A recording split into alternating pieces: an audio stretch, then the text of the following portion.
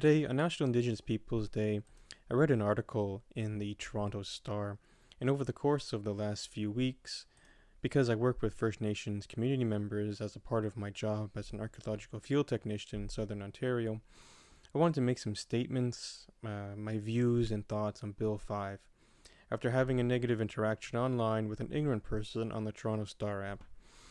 This article immediately made me think of the Idle No More movement, a peaceful movement that arose amongst First Nations here in Canada as a means to assert their unquestionable sovereignty over their own territories when the Stephen Harper government removed environmental protection laws that directly placed First Nations peoples into harm.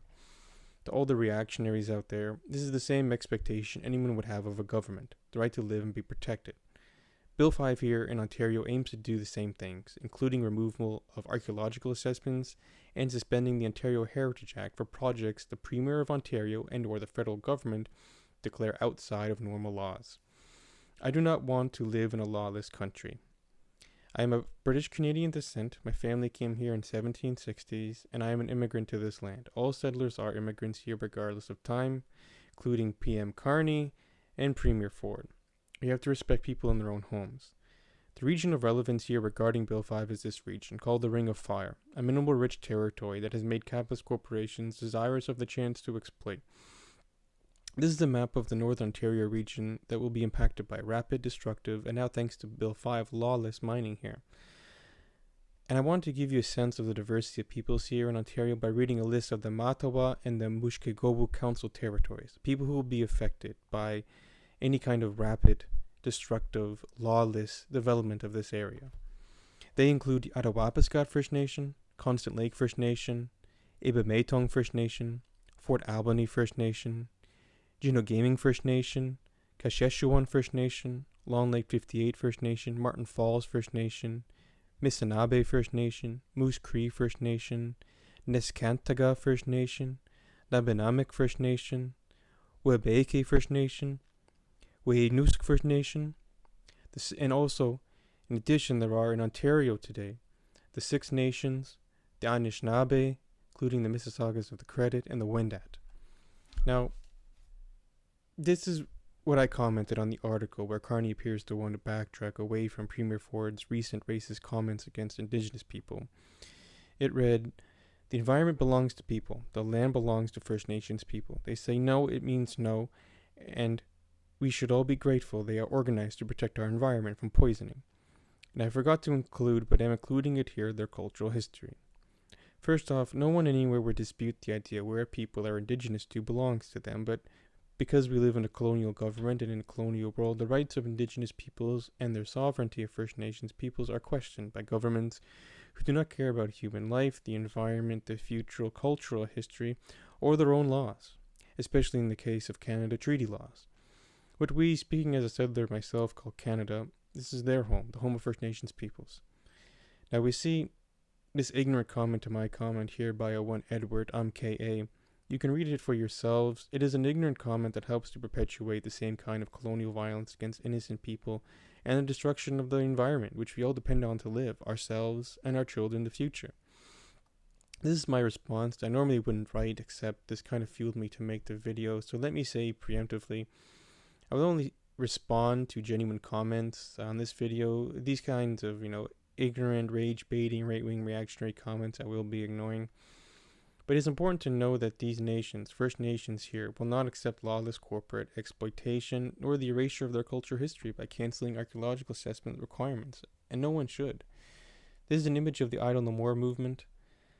Recently, and I'm sorry I don't have time ahead to ask her permission, but I happened to work with a community member of the Cayuga, one of the cultures of the Six Nations, who told me that they call oil pipelines black snakes, referencing the damage they do to build and to maintain them. Aside from that, as a child, I never once remember a day when we had to stay at school inside all day because forest fire smoke making it hard to breathe.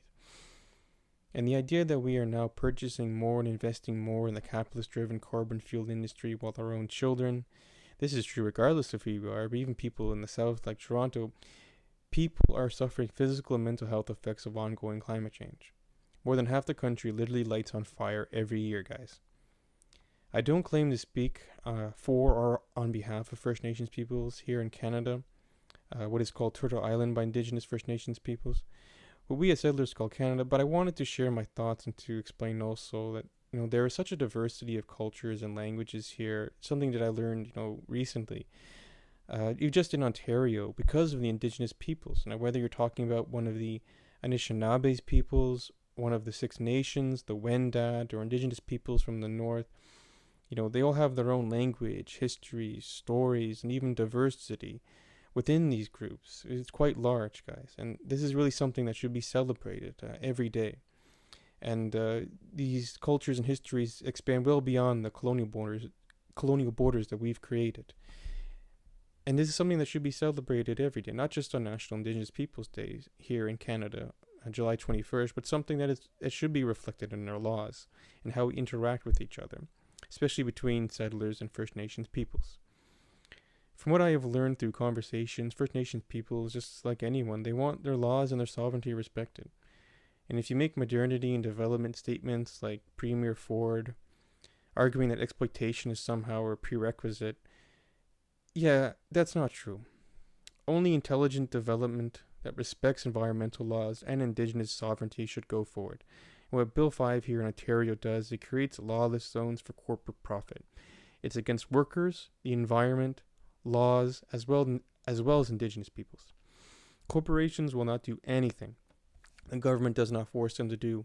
On their own, they'll just make money for short-term gain. That's literally all corporations do. First Nations peoples here are thinking long-term, and no Premier Ford development does not require lawless exploitation by corporations, many of them foreign corporations, by the way. Sometimes you have to take a stand.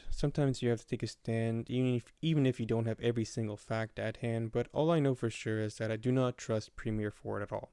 I do not trust lawlessness, and I believe climate change is real, and all people have a home and the right not to be abused and not to be poisoned by corporations in pursuit of short-term profits over long-term sustainability in life.